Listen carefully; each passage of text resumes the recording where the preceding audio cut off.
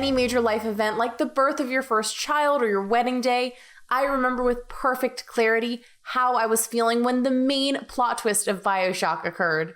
Now, I won't spoil it for you because if you missed this game when it first dropped in August of 2007, now is the perfect opportunity to dive into the game and its 2 sequels. Hi, I'm JESS BROHARD and you're watching All In. On May 29th, 2K Games released Bioshock the Collection for the Nintendo Switch, which includes remastered versions of Bioshock and Bioshock 2, as well as Bioshock Infinite and all DLC. They actually already released this collection worldwide for the PC, PS4, and Xbox One back in 2016, but now you can take it on the go and enjoy the trilogy wherever you'd like.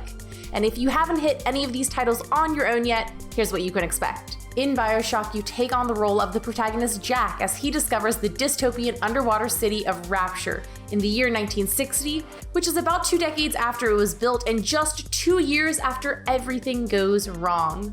Jack communicates via radio with a man who calls himself Atlas as he encounters the strange inhabitants of Rapture and pieces together what transpired. The game is classed as an FPS, but only in the way that pizza is a vegetable. Technically correct according to official verbiage, but maybe not the best way to describe it, as its story-driven narrative and heavy focus on morality means it really plays a lot more like an RPG with shooting. The steampunky setting and creepy pseudo-horror vibes of the game made it one of the most immersive and enthralling games I've ever played. It was one of those games where every time I put it down to go off to school or work, I could not stop thinking about it until I got back. There's actually some really heavy subject matter in the decisions you make in the game which impact the ending that you get. For instance, in Rapture you encounter little sisters, which are creepy little, formerly human girls whose only purpose is to harvest a substance called Adam. And each time you come across one after you take out her guardian, a giant sentient diving suit with a drill for a hand called a Big Daddy, you have the choice to either rescue or harvest her. But harvesting is actually way more horrifying than it sounds at first. It kills the little sister, but it gives you plenty of Adam. And here's where it gets even more interesting. The first time you face this choice, Dr. Tenenbaum, the woman who created the little sisters, tells you, it's fine, they're not human, they can't feel a thing. Can we call Child Protective Services? This woman is clearly an unfit mother. So now you have this moral dilemma. Sure, she's right, these things definitely aren't human anymore. But if you rescue them, they could be. But if you harvest them, you get more Adam to use to fight off the bad guys. At the end of the day, it is just a video game, but it's this exact emotional tie-in that makes Bioshock such an immersive and artistic experience. And don't sweat the decisions too hard. It's a great game either way, and that's what gives the game such a great replay value. If you don't get the ending you like, just play it again a different way. Gameplay-wise, Bioshock incorporates a lot of really interesting mechanics and is one of those games that really lets you choose your own playstyle. You can go all out, guns a-blazing as you spray down enemies, or you can take a more stealthy tack and hack turrets to make them work for rather than against you. In addition to shooting and hacking, you can use the Adam that you collect from Little Sisters to purchase plasmids, which give you special equipable abilities and powers.